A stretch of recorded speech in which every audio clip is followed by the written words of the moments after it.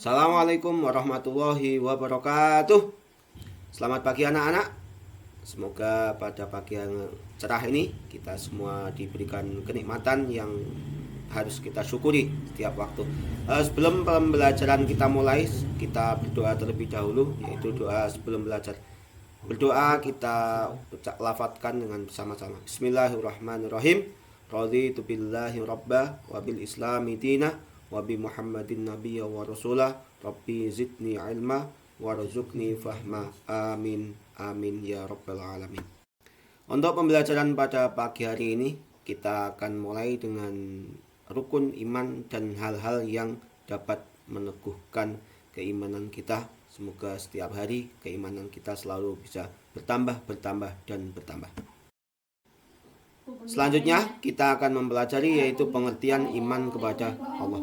Apa itu iman kepada Allah? Iman kepada Allah yaitu percaya dan yakin dengan sepenuh hati bahwa Allah telah menurunkan kitab-kitabnya kepada para nabi dan rasul sebagai petunjuk bagi umat manusia. Nah, kitab-kitab ini mengandung beberapa unsur. Ada hukum, ajaran, pedoman yang harus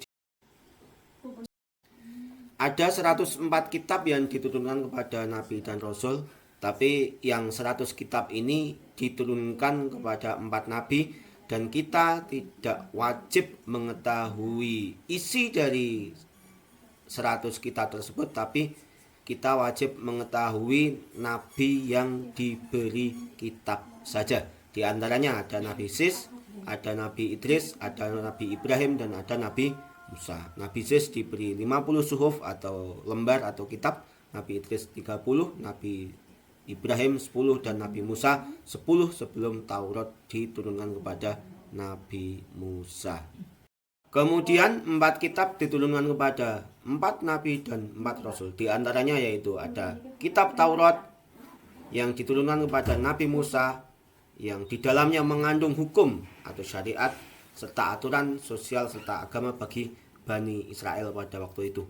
Kemudian yang kedua yaitu mengajarkan tentang monoteisme dan cara hidup yang sesuai dengan perintah Allah.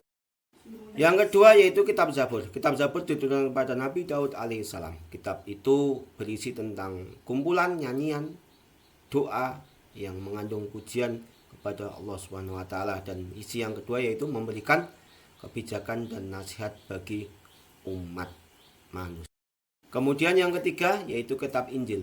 Kitab Injil adalah kitab yang diturunkan kepada Nabi Isa alaihissalam. Di dalamnya itu berisi tentang penekanan ajaran tentang kasih sayang, tentang pengampunan dan moralitas tinggi, serta mengandung pesan-pesan tentang hari akhir dan kerajaan Allah. Dan yang terakhir yaitu kitab Al-Quran yang diturunkan kepada Nabi Muhammad SAW. Selain kitab Al-Quran diturunkan kepada Nabi Muhammad, Al-Quran sebagai mukjizat yang diberikan oleh Allah SWT kepada Nabi Muhammad. Perantara dari penurunan kitab Al-Quran yaitu melalui malaikat Jibril, yaitu yang turun di Gua Hira. Nah, kitab tersebut ditujukan untuk seluruh umat manusia agar tanpa ada batas tendensi baik dari ras, suku, bangsa ataupun agama. Kemudian cara menerapkan iman dalam kitab-kitab Allah yang pertama yaitu kita harus mempelajari dan memahami, baik menghafal, memahami ayatnya, isinya, kandungannya, dan kitab-kitabnya.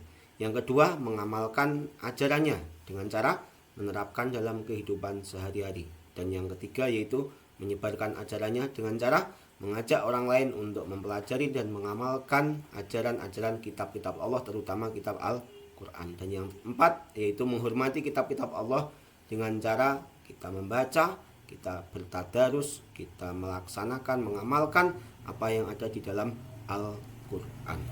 Itu anak-anak, semoga pembelajaran kita pada pagi hari ini senantiasa diridhoi oleh Allah SWT. Sekian, terima kasih. Wassalamualaikum warahmatullahi wabarakatuh.